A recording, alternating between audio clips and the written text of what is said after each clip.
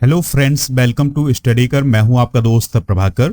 Daily current affairs में आज हम 11 मार्च 2023 के मोस्ट इंपॉर्टेंट करंट अफेयर्स के क्वेश्चन डिस्कस करेंगे। तो आप इस पूरे लेक्चर को बहुत ही ध्यान से लास्ट तक जरूर देखिएगा। लास्ट में आपसे एक क्वेश्चन पूछा जाएगा जिसका आंसर आपको कमेंट बॉक्स में देना है। तो दोस्तों आप आंसर जरूर दीजिएगा। चैनल पर अगर आप पहली बार आए हैं तो सब्सक्राइब कर लें और बेल आइकॉन भी दबा लें जिससे आपको समय पर सबसे पहले नोटिफिकेशन मिल सकेगा। हमारे जितने भी सोशल मीडिया प्लेटफॉर्म हैं उन सभी का लिंक डिस्क्रिप्शन बॉक्स में दिया गया है, तो दोस्तों आप हमें वहां भी फॉलो कर सकते हैं।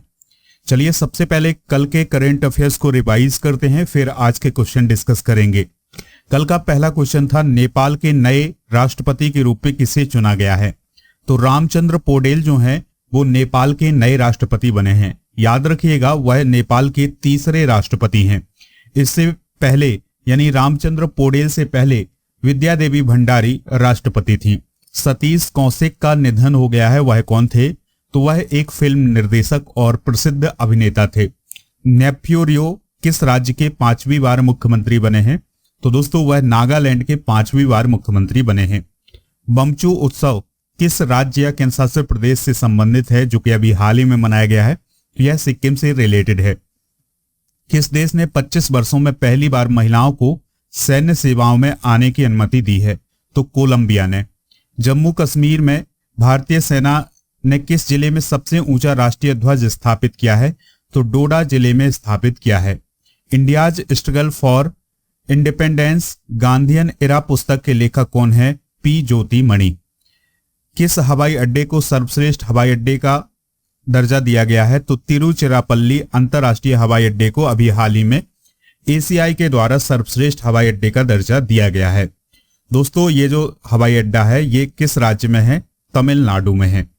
सेवलॉन इंडिया ने किस खिलाड़ी को दुनिया का पहला हैंड एम्बेसडर नॉमिनेट किया है? तो सचिन तेंदुलकर को। रक्षा अभ्यास फ्रिंजेक्स 23 किस राज्य में आयोजित किया गया है? केरल में आयोजित किया गया है। किसके बीच?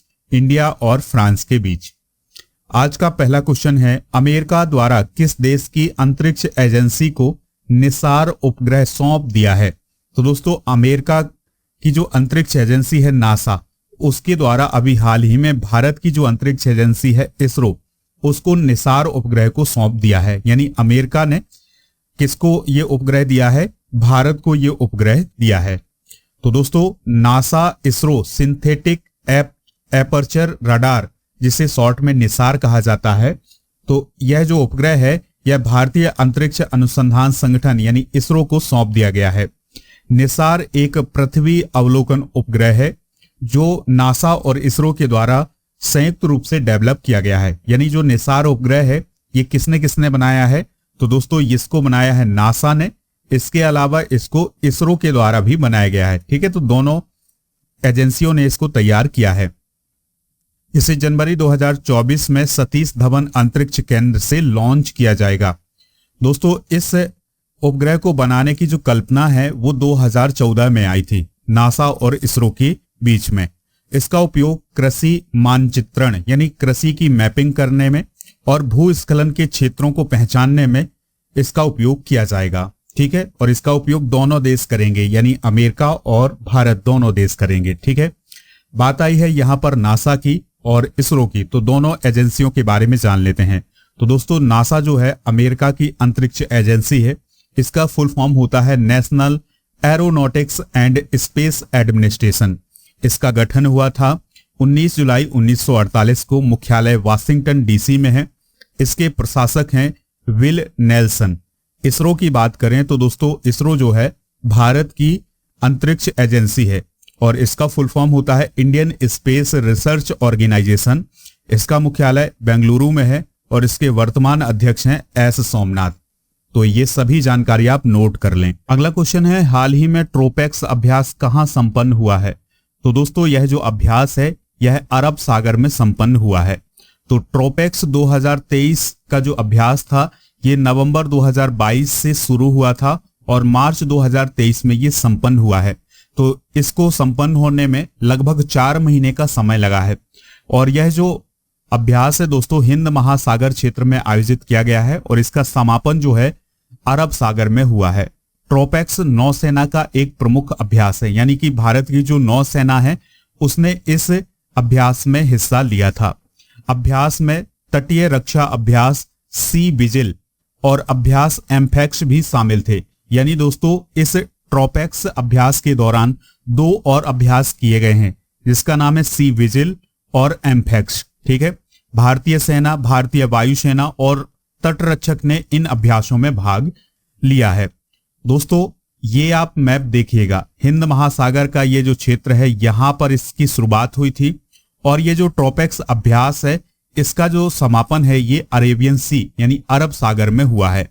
इसका जो संचालन क्षेत्र है यानी ये कहां तक संपन्न हो सकता है, तो दोस्तों उत्तर से दक्षिण तक 4300 समुद्री मील तक ये आयोजित हो सकता है। इसके अलावा दोस्तों पश्चिम में फारस की खाड़ी, ये आप पश्चिम में फारस की खाड़ी देख सकते हैं यहां तक, और उत्तर में ऑस्ट्रेलिया तट पर लगभग 5000 समुद्री मील तक फैला हुआ है। यानी यहां पर दोस्तों यहां तक ये समुद्री अभ्यास हो सकता है। ठीक है, तो ये कौन सा अभ्यास है? ट्रोपेक्स अभ्यास है जो कि 4 महीने तक चला है, नवंबर से मार्च तक। आपके लिए एक इंफॉर्मेशन है दोस्तों कि अगर आप मध्य प्रदेश के किसी भी एग्जाम की तैयारी कर रहे हैं तो उसके लिए मॉक टेस्ट हमारे ऐप पर उपलब्ध हैं, या फिर आप एसएससी बैंकिंग किसी भी एग्जाम की तैयारी कर रहे हैं तो उसके लिए मॉक टेस्ट उपलब्ध है ऐप पर। हिंदी और अंग्रेजी दोनों माध्यम में है, तो आप ज्वाइन कर लें। उनका लिंक डिस्क्रिप्शन बॉक्स में दिया गया है, ऐप भी डाउनलोड कर सकते हैं, लिंक है उसका डिस्क्रिप्शन बॉक्स में। और दोस्तों अगर आप डेली करंट अफेयर्स का पीडीएफ प्राप्त करना चाहते हैं तो पीडीएफ मिल जाएगा आपको हमारे ऐप पर, ऐप का लिंक डिस्क्रिप्शन बॉक्स में दिया गया है। अगर आपको मॉक टेस्ट में डिस्काउंट चाहिए तो आप मेरा कूपन कोड यूज करिएगा PS100, आपको डिस्काउंट भी मिल जाएगा। नेक्स्ट क्वेश्चन है, केंद्रीय औद्योगिक सुरक्षा बल यानी CISF स्थापना दिवस कब मनाया गया है? तो दोस्तों CISF का स्थापना दिवस जो है वो कब मनाया गया है? 10 मार्च को मनाया गया है। CISF को सेंट्रल इंडस्ट्रियल सिक्योरिटी फोर्स के नाम से भी जाना जाता है। दोस्तों 10 मार्च को हर साल ही मनाया जाता है, इस बार 54वां स्थापना दिवस मनाया गया है। और CISF जो है वो भारत में केंद्रीय सशस्त्र पुलिस बलों में से एक है। इसे महत्वपूर्ण सरकारी और औद्योगिक भवनों की सुरक्षा का काम दिया गया है। ठीक है, यानी कि जो सरकारी भवन है या जो औद्योगिक भवन है उनकी रक्षा कौन करता है? CISF करता है। ठीक है, इसका गठन 10 मार्च 1969 को संसद के अधिनियम के तहत किया गया था। यह गृह मंत्रालय के अंतर्गत काम करता है। इसका मुख्यालय नई दिल्ली में है। सील वर्धन सिंह इसके वर्तमान महानिदेशक हैं। दोस्तों एक और पॉइंट आपको याद रखना है कि इस साल यानी 2023 में 12 मार्च को इसका आयोजन यानी कि इसका स्थापना दिवस जो है वो हैदराबाद में मनाया जाएगा। देखिए मनाया तो जाता है ये 10 मार्च को ही, लेकिन इसका जो आयोजन होना है ये 12 मार्च को होना है, हैदराबाद में होना है। और ऐसा पहली बार होगा जब इसका आयोजन दिल्ली से बाहर हो रहा है। ठीक है, तो ये पॉइंट भी आप नोट कर लेंगे। हाल ही में मनाए गए कुछ प्रमुख दिवस डिस्कस करते हैं। 1 मार्च को विश्व नागरिक सुरक्षा दिवस मनाया गया था और 1 मार्च को ही शून्य भेदभाव दिवस भी मनाया गया था। 3 मार्च को विश्व सरबण दिवस और 3 मार्च को विश्व वन्यजीव दिवस। 4 मार्च को विश्व मोटापा दिवस, राष्ट्रीय सुरक्षा दिवस भी मनाया गया है 4 मार्च को। 8 मार्च को अंतर्राष्ट्रीय महिला दिवस भी मनाया गया है।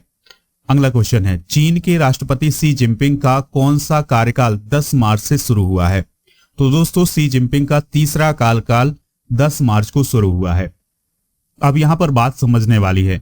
देखिए दोस्तों, चीन में अभी तक ये नियम था कि कोई भी राष्ट्रपति अपने 2 कार्यकाल पूरे कर सकता है, तीसरे कार्यकाल के लिए उसे नहीं चुना जाएगा। लेकिन शी जिनपिंग ने ये नियम बदल दिया और शी जिनपिंग जो है वो आजीवन, जब तक उनकी मृत्यु नहीं हो जाती या उन्हें बर्खास्त नहीं किया जाता है तब तक वो इस पद पर रह सकते हैं। ऐसा नियम बनाया है शी जिनपिंग ने। तो अब उनका तीसरा कार्यकाल भी शुरू हो गया है। तो 10 मार्च को चीन के शी जिनपिंग ने देश के प्रमुख के रूप में अपने तीसरे कार्यकाल के रूप में शपथ ली है। कम्युनिस्ट पार्टी का ये नेतृत्व करते हैं। दोस्तों कम्युनिस्ट पार्टी जो है चाइना में 1949 में सत्ता में आई थी, तब से सत्ता में है। और दोस्तों याद रखिएगा कि कम्युनिस्ट पार्टी की तरफ से सबसे लंबे समय तक सेवा करने वाले देश के प्रमुख बन गए हैं कौन? Xi Jinping. शी जिनपिंग जो है वो पहली बार 2013 में राष्ट्रपति बने थे। शी जिनपिंग को तीसरे कार्यकाल के लिए चीन के केंद्रीय सैन्य आयोग के अध्यक्ष के रूप में भी चुना गया है। और यहाँ पर जो राष्ट्रपति का कार्यकाल है वो 5 वर्ष का होता है, लेकिन ये सब बातें जो है मायने नहीं रखती हैं, क्योंकि आजीवन रहना है, जब तक कोई हटाएगा नहीं या जब तक इनकी मृत्यु नहीं हो जाती तब तक ये पद पर बने रहेंगे। तो ये सभी बातें जो है फेल हो जाती हैं इन नियमों के आगे। दोस्तों बात कर लेते हैं चाइना की, तो बीजिंग इसकी कैपिटल है। अब हमें डिस्कस करने हैं कि वो कौन कौन से हमारे राज्य हैं जिनकी सीमा चाइना से लगती है। तो पहला है लद्दाख, दूसरा है हिमाचल प्रदेश, तीसरा है उत्तराखंड, चौथा राज्य है सिक्किम और पांचवा राज्य है दोस्तों अरुणाचल प्रदेश। यानी 5 राज्यों की सीमा किससे लगती है? चाइना से लगती है। ठीक है, कल भी हमने डिस्कस किया था कि नेपाल से किन किन राज्यों की सीमा लगती है। तो उत्तराखंड, उत्तर प्रदेश, बिहार और पश्चिम बंगाल और सिक्किम, इन सब की सीमा लगती है नेपाल से। ठीक है, ये चाइना का मैप आप देख सकते हैं। इसके पड़ोसी जो प्रमुख देश हैं वो हैं Mongolia, Kazakhstan, India, Myanmar, Laos, Vietnam, ये सभी इसके पड़ोसी देश है। ठीक है, चलिए दोस्तों, और इसका सबसे बड़ा पड़ोसी देश है रसिया। अगला क्वेश्चन है मध्य प्रदेश के किस नेशनल पार्क में 2 बाघ छोड़े गए हैं? तो अभी हाल ही में मध्य प्रदेश के बांधव नेशनल पार्क में 2 टाइगर छोड़े गए हैं। चूंकि 3 टाइगर छोड़े जाने थे, लेकिन अभी वर्तमान में 2 टाइगर छोड़े गए हैं। तो इस मौके पर केंद्रीय नागरिक उड्डयन और इस्पात मंत्री ज्योतिरादित्य सिंधिया और राज्य सरकार के कई मंत्री मौजूद रहे हैं, और वहां के जो मुख्यमंत्री थे शिवराज सिंह चौहान जी, तो वो भी यहाँ पर मौजूद रहे हैं। माधव राष्ट्रीय उद्यान के बारे में आप याद रखिएगा कि ये किस जिले में है? शिवपुरी में है। ठीक है, और अभी हाल ही में एक पॉइंट और याद रखना है कि नामीबिया और साउथ अफ्रीका से जो चीते लाए गए थे वो कुनो नेशनल पार्क में छोड़े गए हैं। ठीक है, तो 8 चीते नामीबिया से आए थे, 12 चीते साउथ अफ्रीका से आए हैं, और ये शिवपुर के कुनो नेशनल पार्क में लाए गए हैं। माधव राष्ट्रीय उद्यान शिवपुरी में स्थित है। और दोस्तों ये जो माधव राष्ट्रीय उद्यान है जो वर्तमान में है, यहाँ पर मुगल बादशाह और ग्वालियर के जो महाराजा थे सिंधिया राजवंश के, इनका ये शिकार गाह रहा है। यानी यहाँ पर ये शिकार करते रहे हैं, शिकार खेलते रहे हैं। 1958 में इस नेशनल पार्क को राष्ट्रीय उद्यान का दर्जा दिया गया। और दोस्तों एक और पॉइंट है कि माधव राष्ट्रीय उद्यान के भीतर सांख सागर झील है, उसको 2022 में रामसर साइट भी घोषित किया गया है। तो ये सभी पॉइंट इंपॉर्टेंट है, नोट कर लीजिएगा। अगला क्वेश्चन है न्यूयॉर्क जिला अदालत के पहले भारतीय अमेरिकी न्यायाधीश कौन बने हैं? आंसर है इसका अरुण सुब्रमण्यन। कौन बने हैं दोस्तों? अरुण सुब्रमण्यन। तो दोस्तों अरुण सुब्रमण्यम न्यूयॉर्क के मैनहट्टन संघीय जिला न्यायालय के न्यायाधीश बनने वाले पहले भारतीय अमेरिकी बन गए हैं। इसके अलावा इस पीठ में सेवा देने वाले पहले दक्षिण एशियाई न्यायाधीश भी बने हैं। साउथ डिस्ट्रिक्ट न्यूयॉर्क में अमेरिका की सबसे बड़ी दक्षिण एशियाई अमेरिकी आबादी निवास करती है। अगर हम बात करें अरुण सुब्रमण्यम की, तो उनका जन्म 1979 में पेंसिल्वेनिया पिट्सबर्ग में हुआ था। ठीक है, तो ये पॉइंट आपको नोट करना है। अगला क्वेश्चन है नई दिल्ली में खेलो इंडिया 10 का दम टूर्नामेंट का उद्घाटन किसने किया है? तो दोस्तों इस टूर्नामेंट का उद्घाटन किया है अनुराग ठाकुर ने। खेल मंत्री हैं अनुराग ठाकुर जी, तो उनके द्वारा खेलो इंडिया 10 का दम टूर्नामेंट का आयोजन का उद्घाटन किया गया है। ठीक है, यह जो आयोजन है ये अंतर्राष्ट्रीय महिला दिवस के समारोह के उपलक्ष्य में मनाया जा रहा है। इसका आयोजन खेल मंत्रालय के द्वारा 10 से 31 मार्च तक किया जाएगा। याद रखिएगा कि यह अंतर्राष्ट्रीय महिला दिवस कब मनाया गया है? 8 मार्च को मनाया गया है। इस प्रतियोगिता में 15,000 महिला एथलीट भाग लेने वाली हैं। 10 खेल इसमें शामिल होंगे, और ये जो खेल शामिल होंगे वो कौन कौन होंगे? खो खो, तैराकी, एथलेटिक्स, वुशु, तीरंदाजी, तलवारबाजी, जूडो, भारोत्तोलन, हॉकी और योगासन। ठीक है, तो ये जो सम्मेलन में भाग लेने वाले जो खिलाड़ी होंगे इन खेलों में शामिल होने वाले हैं। अगला क्वेश्चन है एक्सिस म्यूचुअल फंड के नए सीईओ के रूप में किसे नियुक्त किया गया है? तो दोस्तों एक्सिस म्यूचुअल फंड के नए सीईओ बने हैं कौन? बी गोप कुमार। कौन बने हैं? बी गोप कुमार। एक्सिस म्यूचुअल फंड ने बी गोप कुमार को अपना प्रबंध निदेशक और मुख्य कार्यकारी अधिकारी यानी एमडी और सीईओ बनाया है। उन्होंने चंद्रेश निगम का स्थान लिया है। दोस्तों इस एक्सिस बैंक की बात करें तो इसका पुराना नाम यूटीआई बैंक था, और यह भारत का एक प्रमुख निजी क्षेत्र का बैंक है। इसकी स्थापना 3 दिसंबर 1993 को हुई थी। इसके एमडी और सीईओ कौन है? अमिताभ चौधरी हैं। अगला क्वेश्चन है मुंडका उपनिषद द ब्रिज टू इमॉर्टिलिटी के लेखक कौन है?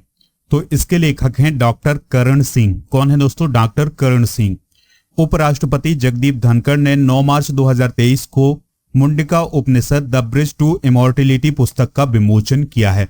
इसके जो लेखक हैं वो हैं पूर्व सांसद डॉक्टर करण सिंह। दोस्तों, करण सिंह एक भारतीय राजनीतिज्ञ हैं। इसके अलावा वो एक दार्शनिक हैं। वह जम्मू और कश्मीर रियासत के अंतिम शासक महाराजा हरि सिंह के पुत्र हैं। 1952 तक जम्मू और कश्मीर के राजकुमार रीजेंट थे। कौन? करण सिंह। ठीक है, तो दोस्तों ये पॉइंट भी आप नोट करिएगा। अगला क्वेश्चन है, LAC पर फील्ड वर्कशॉप को कमांड करने वाली पहली महिला अधिकारी कौन बनी है? तो वो बनी है दोस्तों गीता राणा। कौन बनी है? गीता राणा। कर्नल गीता राणा पूर्वी लद्दाख में अग्रिम मोर्चे पर फील्ड वर्कशॉप को कमांड करने वाली भारतीय सेना की पहली महिला अधिकारी बनी है। दोस्तों, गीता राणा अभी core of electronics and mechanical engineers में कर्नल हैं। हाल ही में भारतीय सेना ने महिला अधिकारियों को भी कमांडर की भूमिका लेने को मंजूरी दी थी, जिसके बाद कर्नल गीता राणा यह उपलब्धि पाने वाली पहली महिला अधिकारी बन गई है। आज के जनरल नॉलेज के पिटारे में डिस्कस करेंगे भारत के प्रमुख शोध संस्थान। प्लाज्मा अनुसंधान संस्थान गांधीनगर में है। भारतीय भूचुंबकीय संस्थान मुंबई में है। भारतीय खगोल संस्थान बेंगलुरु में है। राष्ट्रीय समुद्र विज्ञान संस्थान पणजी में है। राष्ट्रीय मस्तिष्क अनुसंधान केंद्र गुरुग्राम में है। केंद्रीय सड़क अनुसंधान संस्थान नई दिल्ली में है। केंद्रीय ट्रैक्टर संस्थान कहाँ है? नई दिल्ली में। केंद्रीय वनस्पति अनुसंधान संस्थान कहाँ है? लखनऊ में। तो ये भारत के प्रमुख शोध संस्थान आप नोट कर लीजिएगा, एग्जाम की दृष्टि से बहुत ही महत्वपूर्ण है। अब आपसे एक क्वेश्चन पूछा जा रहा है, उससे पहले आपको बता दें कि अगर आप इस लेक्चर का PDF प्राप्त करना चाहते हैं तो PDF मिलेगा आपको हमारे ऐप पर, और ऐप का लिंक डिस्क्रिप्शन बॉक्स में दिया गया है। तो दोस्तों, आप ऐप से इसका PDF भी डाउनलोड कर सकते हैं। आज का क्वेश्चन है, मध्य प्रदेश के किस नेशनल पार्क में 2 बाघ छोड़े गए हैं? पन्ना, बांधवगढ़, सतपुड़ा या माधव? जो भी इसका राइट आंसर हो कमेंट बॉक्स में बताइएगा। और दोस्तों, लेक्चर पसंद आया हो तो लाइक करें, शेयर करें सभी दोस्तों को सभी सोशल मीडिया प्लेटफॉर्म पर। जय हिंद, वंदे मातरम।